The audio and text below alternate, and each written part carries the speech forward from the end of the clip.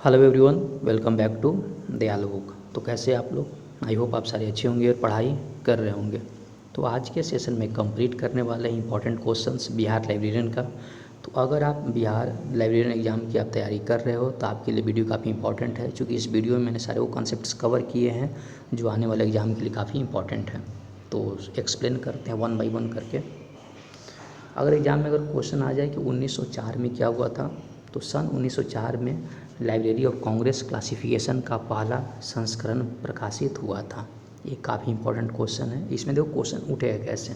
अगर एग्ज़ाम में क्वेश्चन आ जाए कि एलसीसी का पूरा नाम क्या होता है, तो एलसीसी का पूरा नाम होता है लाइब्रेरी ऑफ कांग्रेस क्लासिफिकेशन। और लाइब्रेरी ऑफ कांग्रेस क्लासिफिकेशन कब हुआ था? 1904 में हुआ था। बात आ गई। यानी 1904 ईस्वी में लाइब्रेरी ऑफ कांग्रेस क्लासिफिकेशन का संस्करण प्रकाशित हुआ था। 1905 में, तो 1905 में क्या हुआ था? सन 1905 में यूनिवर्सल डेसिमल क्लासिफिकेशन, जिसको शॉर्ट फॉर्म में क्या बोलते हैं, यूडीसी। यूडीसी का पूरा नाम क्या होता है? Universal decimal classification. आप लोग नाम याद कर लीजिएगा। का पहला संस्करण प्रकाशित हुआ था। समझे बात को? यानी 1905 में यूडीसी का पहला संस्करण प्रकाशित हुआ था और 1904 में एलसीसी का पहला संस्करण प्रकाशित हुआ था। आगे बढ़ते हैं। 1906 में क्या हुआ था? 1906 की बात करें तो सन 1906 में सब्जेक्ट क्लासिफिकेशन का पहला संस्करण प्रकाशित हुआ। समझे बात को? 1906 ईस्वी में सब्जेक्ट क्लासिफिकेशन का पहला संस्करण प्रकाशित हुआ था 1906 में। उसके बाद करें अगर 1908 में क्या हुआ था, तो 1908 में हुआ था एंग्लो अमेरिकन कैटलॉगिंग रूल्स, जिसको शॉर्ट फॉर्म बोलते हैं आपका AACR का पहला संस्करण प्रकाशित हुआ। समझे बात को? AACR यानी एंग्लो अमेरिकन कैटलॉगिंग रूल्स का पहला संस्करण स्थापित हुआ था 1908 में। समझे बात को? इसके बाद 1909 की बात करें तो 1909 में क्या हुआ था?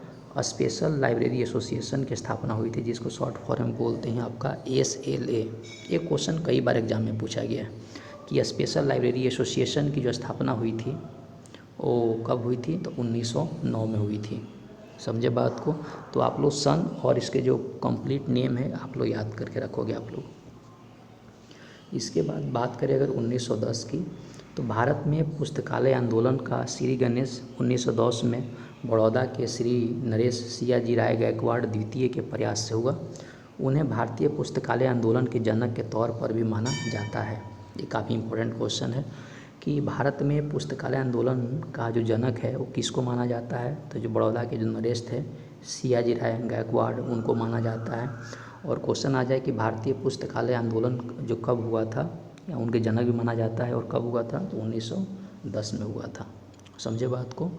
1910 में हुआ था। नेक्स्ट क्वेश्चन, अगर क्वेश्चन आ जाए 1911 में क्या हुआ था, तो मेलविल डेवी के जो छात्र थे W.A. बोर्डेन द्वारा सियाजी राय गायकवाड़ द्वितीय के प्रयास से भारत में रिफ्रेशर कोर्स फॉर लाइब्रेरियन की शुरुआत की गई थी। यानी भारत में पुस्तकालय आंदोलन जो हुआ था 1910 में हुआ था और 1911 में मेलविल डेवी के जो छात्र थे W.A. बोर्डेन, समझे बात को, तो उनके प्रयास से ही रिफ्रेशर कोर्स फॉर लाइब्रेरियन की शुरुआत की गई। उसके बाद 1923 में Sears list of subject headings, एक क्वेश्चन इसके पूरे पूछे जाते हैं कि SLSH का पूरा नाम क्या होता है, तो Sear list of subject headings का पहला संस्करण प्रकाशित हुआ। SLSH का जो पहला संस्करण क्या हुआ?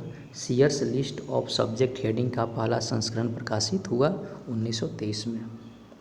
इसके बाद जो नेक्स्ट क्वेश्चन है 1924, तो 1924 में क्या हुआ? Association of special libraries and information bureau, जिसको शॉर्ट फॉर्म में क्या बोलते हैं, ASLIB की स्थापना की गई। फिर से मैं बोल रहा हूँ, ASLIB का पूरा नाम क्या है? तो association of special libraries and information bureau. और ASLIB की स्थापना कब हुआ था? 1914 में। इसके बाद 1927 की बात करें तो international federation of library association की लाइब्रेरी एसोसिएशंस एंड इंस्टीट्यूशंस की स्थापना की गई, जिसको शॉर्ट फॉर्म बोलते हैं, इफ्ला बोलते हैं। और इफ़ला का जो स्थापना हुआ था 1927 में हुआ था। ये काफ़ी इंपॉर्टेंट क्वेश्चन है कि इफ़ला की ये जो स्थापना हुआ था 1927 में हुआ था। और इफ़ला का पूरा नाम क्या है? International federation of library association and institutions. इसके बाद जो नेक्स्ट क्वेश्चन है 1928। तो रंगनाथन द्वारा 1928 ईस्वी में पुस्तकालय विज्ञान के 5 सूत्रों का प्रतिपादन किया गया। एक क्वेश्चन हमेशा पूछे जाते हैं कि डॉक्टर एस.आर. रंगनाथन के जो 5 सूत्र थे, इसका जो प्रतिपादन कब किया गया था? 1928 में। इसके बाद 1930 में है, तो रंगनाथन द्वारा all India education conference Varanasi में आदर्श पुस्तकालय अधिनियम को पेश किया गया था। ये भी क्वेश्चन पूछा जाता है कि ऑल इंडिया एजुकेशन कॉन्फ्रेंस कहाँ पर हुआ था? तो वाराणसी में हुआ था। कब हुआ था? 1930 को हुआ था। ठीक है। उसके बाद 1931 में क्या हुआ? 5 लॉज ऑफ लाइब्रेरी साइंस यानी पुस्तक के रूप में प्रकाशित किया गया। ये काफ़ी इंपॉर्टेंट क्वेश्चन है जो हमेशा पूछे जाते हैं कि पुस्तकालय के जो 5 लॉज ऑफ जो लाइब्रेरी साइंस है, 5 लॉज ऑफ लाइब्रेरी साइंस, ये कब प्रकाशित हुआ था? तो 1931 को हुआ था। ठीक है। उस 1931 में क्या हुआ? इंटरनेशनल इंस्टीट्यूट ऑफ डॉक्यूमेंटेशन की स्थापना की गई। समझे बात को?